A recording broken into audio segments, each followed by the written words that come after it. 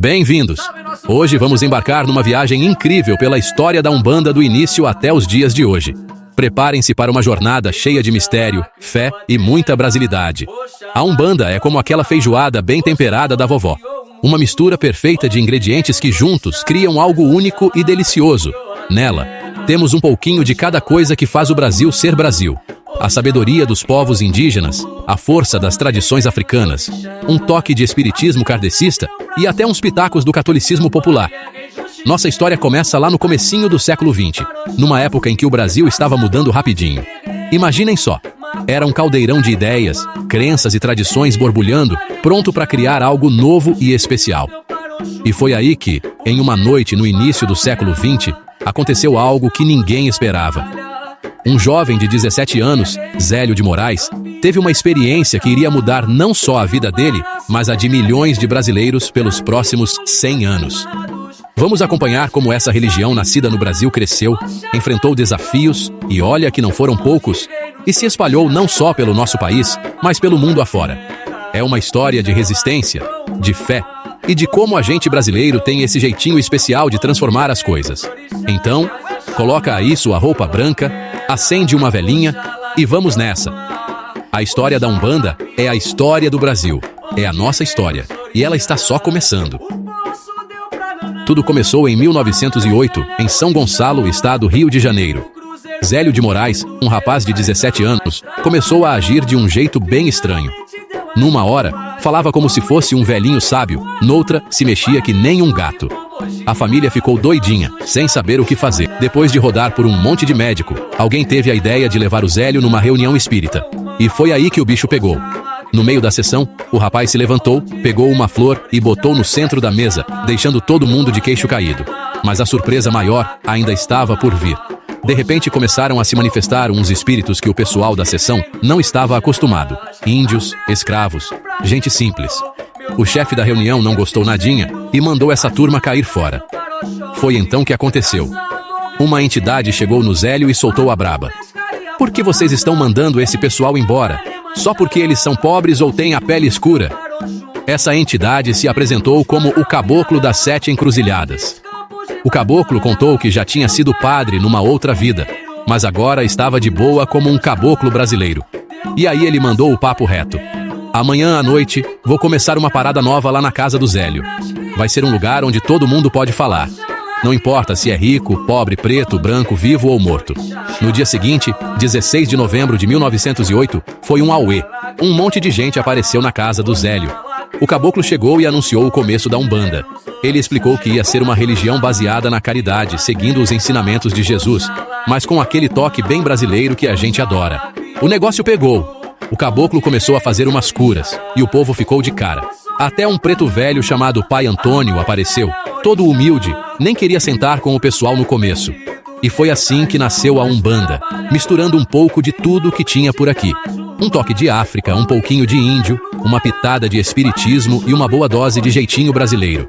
Uma religião que dizia, vem que aqui tem espaço para todo mundo. Depois daquela noite histórica, Zélio de Moraes arregaçou as mangas e começou a trabalhar duro para espalhar a palavra da Umbanda. No dia 15 de novembro de 1908, ele abriu o primeiro terreiro oficial, a Tenda Espírita Nossa Senhora da Piedade. O nome pode parecer meio católico, mas era Umbanda da boa. Nesses primeiros anos, a coisa não foi fácil não. Tinha muito preconceito rolando. Muita gente torcia o nariz para essa nova religião que misturava tudo.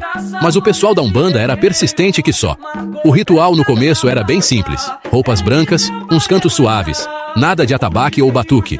Era tudo na base do menos é mais. O foco era total na caridade e em ajudar o próximo. As entidades principais eram os caboclos e os pretos velhos. Os caboclos traziam aquela energia da mata, da natureza brasileira. Já os pretos velhos eram a sabedoria ancestral africana, com aquele jeitão manso de quem já viveu muito. Aos pouquinhos, mais gente foi chegando. Curiosos, necessitados, gente que não se encaixava em outras religiões. A Umbanda ia crescendo, meio que na surdina, mas firme e forte. O Zélio, esse nunca quis ganhar dinheiro com a religião. Ele seguia trabalhando no dia a dia e cuidando da Umbanda nas horas vagas. Era o começo de algo grande, mas naquela época, ninguém fazia ideia do quanto a Umbanda ainda ia crescer. Chegando nos anos 30 e 40, a Umbanda começou a ganhar mais corpo. Em 1939, surgiu a primeira Federação Umbandista, a União Espírita da Umbanda do Brasil, lá no Rio de Janeiro. Era um jeito de organizar melhor a coisa toda. Um marco importante foi o primeiro Congresso Brasileiro do Espiritismo de Umbanda, em 1941. Foi tipo uma grande reunião de condomínio da Umbanda, sabe? O pessoal se juntou para discutir as regras, as práticas, tentar dar uma uniformizada na coisa. Nessa época, o Brasil estava sob o comando de Getúlio Vargas. E olha só que curioso, a Umbanda até que teve uma certa folga para crescer. Não era um mar de rosas, mas dava para navegar. Foi aí que começaram a aparecer os primeiros livros sobre Umbanda. O pessoal estava animado para espalhar a palavra, sabe? E com os livros, ficava mais fácil explicar do que se tratava essa nova religião. A Umbanda ia se espalhando pelo Brasil, principalmente no Sudeste. Do Rio pulou para São Paulo, e daí foi só ladeira acima. Cada vez mais gente descobria essa mistura única de fé, caridade e brasilidade. Nos anos 60 e 70, a Umbanda bombou. Era como se tivesse pegado carona na urbanização do Brasil. As cidades cresciam que nem pipoca, e a Umbanda crescia junto. Nessa época, uma galera da classe média começou a se interessar pela religião. Tinha intelectual, artista, advogado, médico. Gente que antes talvez torcesse o nariz para esse tipo de coisa agora estava lá, de roupa branca, batendo cabeça. Foi aí que surgiram umas variações da Umbanda, tipo a Umbanda esotérica, criada pelo Bado Bal da Mata e Silva. Era como se a Umbanda tivesse ganhado uns upgrades, sabe? A influência da Umbanda na cultura popular explodiu. Tinha música falando de Umbanda, livro, até na TV a coisa aparecia. Era Umbanda pra todo lado, mas nem tudo eram flores. Durante a ditadura militar, o pessoal da Umbanda passou uns perrengues. Teve perseguição, censura, aquelas coisas de regime autoritário, sabe? Mas o povo da Umbanda era resistente que só. Outra parada que começou a rolar forte nessa época foi o crescimento das igrejas evangélicas. Isso trouxe uns desafios novos para a Umbanda, uma competição que antes não existia. Mesmo com todos os perrengues, a Umbanda continuava crescendo. Os terreiros se multiplicavam nas cidades, sempre com aquele jeitão acolhedor, de braços abertos para todo mundo. No final dos anos 70, a Umbanda já era uma das maiores religiões do Brasil. Quem diria que aquela história lá de 1908 com o Zélio e o Caboclo das Sete Encruzilhadas ia chegar tão longe, né? Chegando nos anos 80 e 90, a Umbanda tava tipo aquele adolescente que tá descobrindo quem é. Surgiram um monte de jeitos diferentes de praticar a religião. Tinha a Umbanda sagrada, a Umbanda de caboclo, cada uma com sua própria vibe. Nessa época, rolou um papo de reafricanização em alguns grupos. Era uma galera querendo voltar às raízes africanas da religião, sabe? Tipo, buscar as origens. A Umbanda também começou a bater um papo mais de boa com outras tradições. Rolou uma mistura com umas paradas orientais, esotéricas. Era tipo um grande caldeirão espiritual. Os rituais ficaram mais elaborados em alguns lugares. O pessoal começou a usar umas roupas mais enfeitadas, fazer oferendas mais complexas. Mas o espírito da coisa, aquela essência de ajudar o próximo, continuava a mesma. Uma coisa massa que aconteceu foi que a Umbanda começou a se espalhar para fora do Brasil. Chegou na Argentina, no Uruguai e até deu as caras na Europa. A religião brasileira estava ganhando o mundo. Mas nem tudo era só alegria. A Umbanda também teve que começar a se preocupar mais com questões sociais e ambientais. O pessoal começou a pensar melhor sobre as oferendas, sobre como cuidar da natureza. Era a Umbanda se adaptando aos novos tempos. Virada do milênio, galera! E a Umbanda estava ali, firme e forte, mas com uns desafios novos pela frente. A era digital chegou com tudo e os terreiros tiveram que se adaptar. Imagina só, consulta online com preto velho, gira transmitida por live. O negócio ficou high-tech. Mas nem só de tecnologia vive a Umbanda. Nessa época, a religião começou a participar mais ativamente de diálogos interreligiosos. Era a Umbanda conversando com católicos, espíritas, budistas, um verdadeiro encontro de fés. Infelizmente, a intolerância religiosa continuou sendo um problema sério, principalmente vindo de alguns grupos evangélicos mais radicais. A galera da Umbanda teve que se unir para lutar pelos seus direitos. Um desafio e tanto foi, e ainda é, atrair a moçada mais jovem. Como fazer uma religião centenária parecer descolada para os millennials e a geração Z? Esse foi o quebra-cabeça que muitos terreiros tentaram resolver, mas nem tudo foram desafios. A Umbanda ganhou mais reconhecimento como parte importante da cultura brasileira. Teve até terreiro sendo tombado como patrimônio cultural. E o mais legal, A mensagem de amor, caridade e respeito às diferenças da Umbanda continuou tocando o coração de muita gente. Num mundo cada vez mais dividido, essa palavra de união fez toda a diferença. Agora vamos falar um pouquinho sobre como a Umbanda vê o mundo espiritual. É uma parada bem rica e complexa, misturando um monte de influências diferentes. No topo de tudo tem Olorum, que é tipo o Deus Supremo. Mas a Umbanda também acredita nos orixás, que são como forças da natureza. Tem Oxalá, Iemanjá, Oxum, Xangô, cada um com sua área de atuação. Além dos orixás, tem as entidades que trabalham nos terreiros. Os caboclos, que são espíritos de índios, trazem aquela energia da mata. Os pretos velhos são a sabedoria dos antigos escravos. Tem também as crianças, os ereis, os ejus, as pombagiras, cada um com seu papel. A Umbanda pega emprestado do espiritismo a ideia de reencarnação e evolução espiritual. A gente tá aqui para aprender e melhorar, sabe? Cada vida é uma chance de crescer.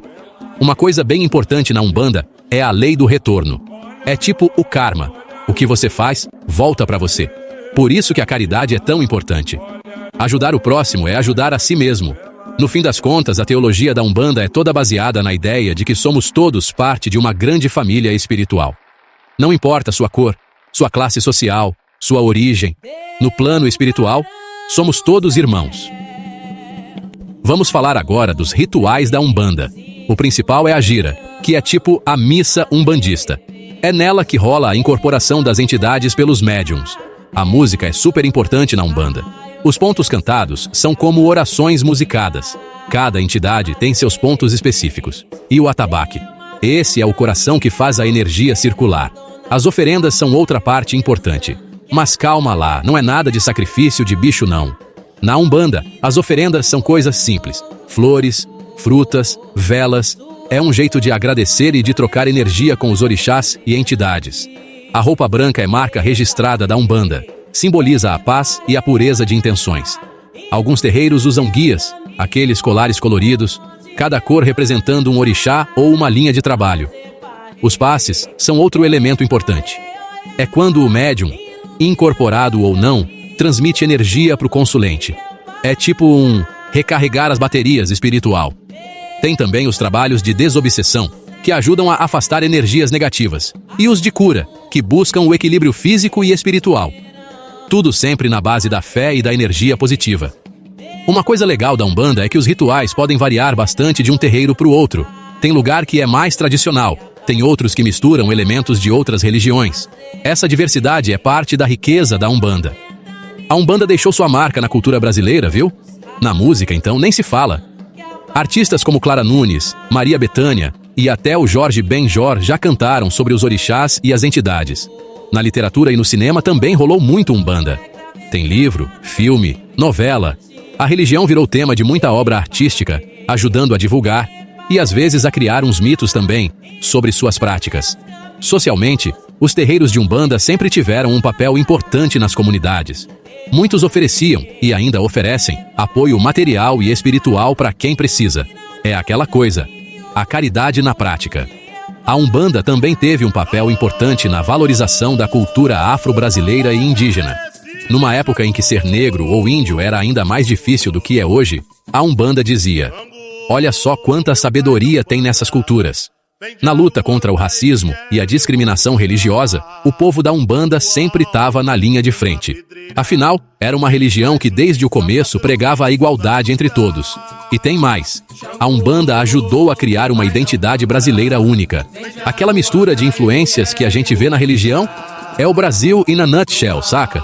Um caldeirão cultural que só podia ter dado certo aqui mesmo. Bom, galera, chegamos na reta final da nossa viagem pela história da Umbanda. Mas antes de continuar, se você está curtindo esse conteúdo, não esquece de dar aquele like maroto no vídeo e se inscrever no canal. Ativa o sininho também para não perder nenhum vídeo sobre espiritualidade e cultura brasileira. Agora sim, vamos mergulhar nos desafios e perspectivas da Umbanda. O futuro promete, viu? Mas claro, tem uns desafios pela frente que a gente precisa discutir. Um dos maiores perrengues é manter a essência da Umbanda num mundo que muda tão rápido. Como preservar as tradições e ao mesmo tempo se adaptar aos novos tempos? Esse é o grande quebra-cabeça. A intolerância religiosa continua sendo um problema sério. Tem muito preconceito rolando por aí, muita desinformação.